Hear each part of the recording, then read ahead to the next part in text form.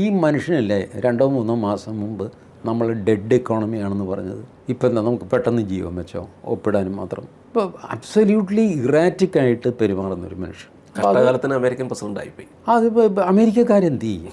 ഈ ചർച്ച നമ്മളുടെ പീയൂഷ് ഗോയലുമായിട്ട് കാലം കുറേ ആയി ചർച്ച നടക്കുന്നു.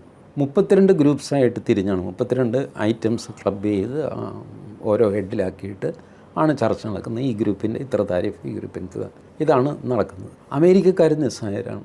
അവർ പറയുന്നത് ഞങ്ങളുടെ പ്രസിഡൻറ്റ് അങ്ങനെ ആയിപ്പോയി, ഞങ്ങൾ എന്ത് ചെയ്യാനാണ്, ഞങ്ങൾക്കൊന്നും ചെയ്യാൻ പറ്റും, 4 വർഷം കഴിഞ്ഞാൽ ഇനി എന്തെങ്കിലും അങ്ങനെ ഇറക്കാൻ പറ്റുള്ളൂ, നിങ്ങളത് വിട്, പുള്ളി എന്തെങ്കിലും പറഞ്ഞോട്ടെ, നിങ്ങൾ കാര്യം സംസാരിക്കണം. നമുക്ക് കാര്യം സംസാരിച്ച് ഉറപ്പിച്ച് കഴിഞ്ഞാൽ പിന്നെ മൂപ്പരെ ഞങ്ങൾ പറഞ്ഞു മനസ്സിലാക്കിക്കൊള്ളാം. ഇത് ഉറച്ചു കഴിഞ്ഞു. ജയശങ്കർ അമേരിക്കയിൽ പോയി ഇറങ്ങി. അപ്പോൾ ആശാന് ചൂടായി, എടാ ഇത് ബാക്കി എല്ലാവർക്കും ക്രെഡിറ്റ് പോകുമല്ലോ, അതെനിക്ക് തന്നെ വേണ്ടേ. അതുകൊണ്ട് പെട്ടെന്ന് ട്രൂത്ത് സോഷ്യലിൽ അങ്ങ് തട്ടി. ഇതാണ് സംഭവം. ഇതെന്താ ഏതാണെന്നറിയാൻ മേലെ അതാണ് പുള്ളി എഴുതിയിരിക്കുന്നത്. ഇനി ഇത് തിരിച്ചെഴുതാനും അങ്ങേർക്ക് വലിയ നേരമൊന്നും വേണ്ട.